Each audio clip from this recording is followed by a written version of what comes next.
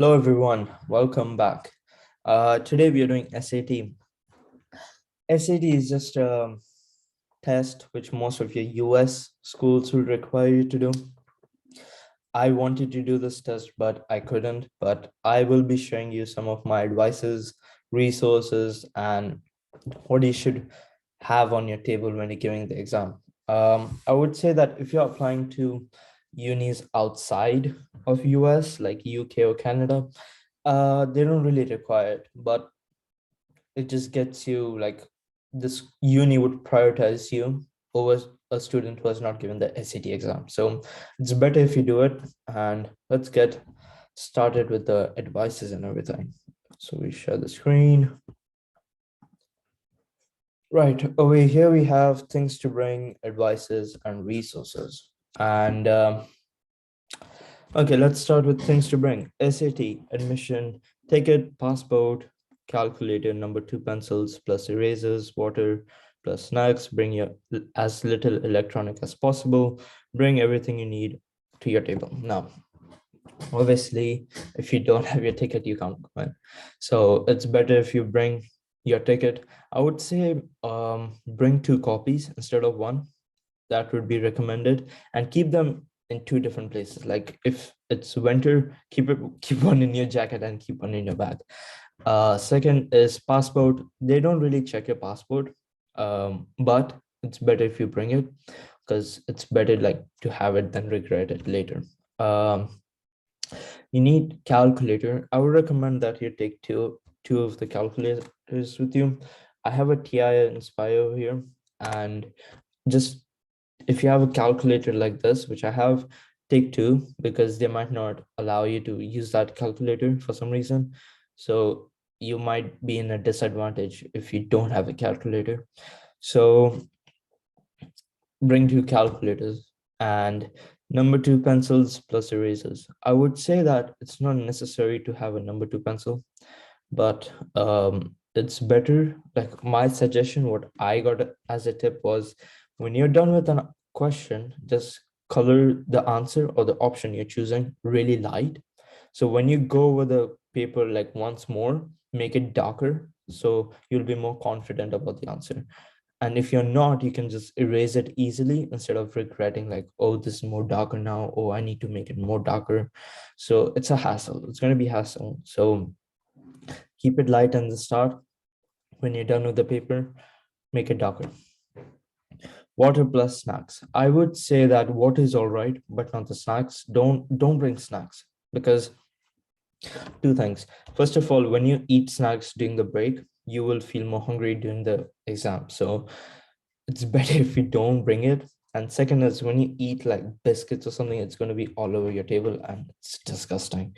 So what I would suggest is have a good breakfast. Don't take like coffee or something with caffeine in this morning. I mean, you can, but eat something with it.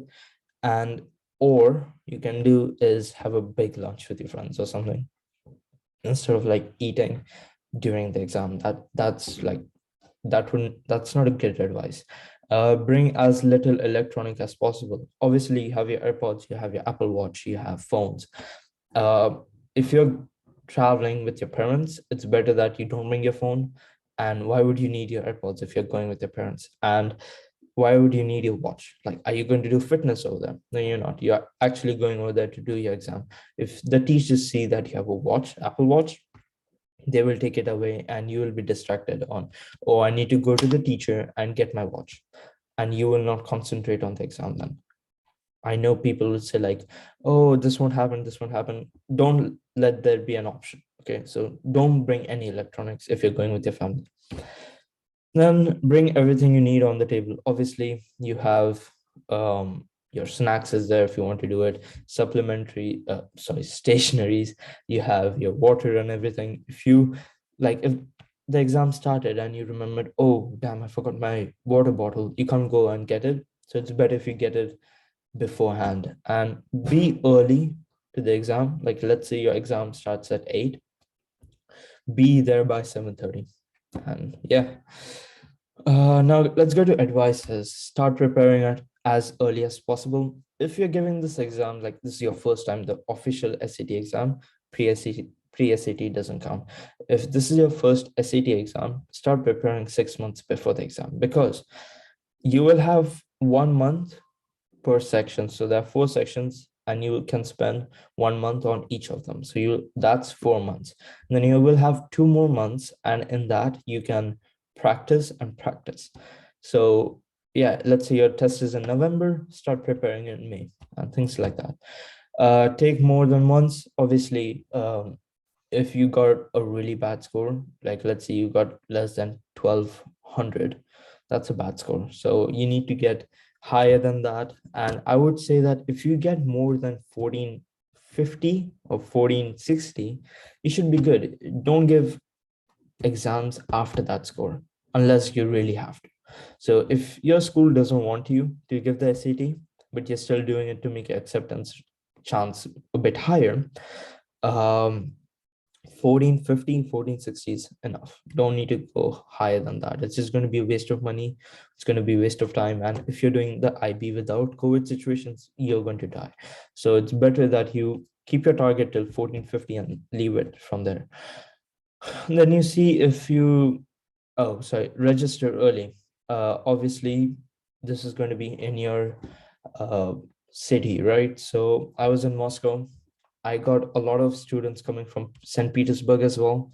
So fill them as early as you can. And we didn't have that many options. We just had 2 schools. So it's better if you like fill them early.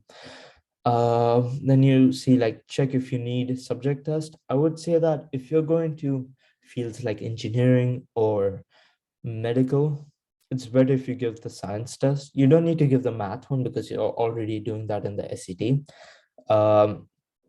But it's better if you give the subject test if you're going in like specific fields. Then we have check if you need to take the SAT. Obviously, you don't need to take it if you're going to the unis outside of the US, but it's recommended. And why not, right? If you get 1450, you'll have a high chance into getting the uni as compared to a student who didn't take the SAT. Then you have consider your results to decide whether or not you want to send your scores. Obviously, the unis are not connected directly to the college board. So you decide what you want to send, which means that let's say your top scores were 1400 and 1450 and you give the test 8 times, right? So you can only send those two because it's your choice. The uni will not get all of your 8 tests, only the 2 or like how many you want to send them. So it's better if you can choose how many you want to send and which one you want to send. I would recommend that you send 2 or 3 so that there's an evidence that, oh, this guy's either improving every time he's giving the SAT or he's a really bright student. So there you go. Resources. We have Khan Academy, College Board, SAT books. So it says for the SAT books, we have off of the College Board website once you register for a test. I would say this SAT book, when I purchased it, it was expensive. I got it for $100 plus shipping, which was not ideal for me because, first of all, I didn't give the test, right? I did practice some of the things, but I could have found the book online. So I wasted $100 just for a book which I didn't use. So there's always a chance that your SAT might get canceled. So it's better that you don't buy the book. There's always like website like Z Library. You can get the books from there. Khan Academy, it says that test taking strategies and practice. Oh my God. Khan Academy is the worst for SAT. I don't care what other people say. It didn't work out for me. It says test taking strategies. I didn't get any strategies in there. All they did was gave me confusing text.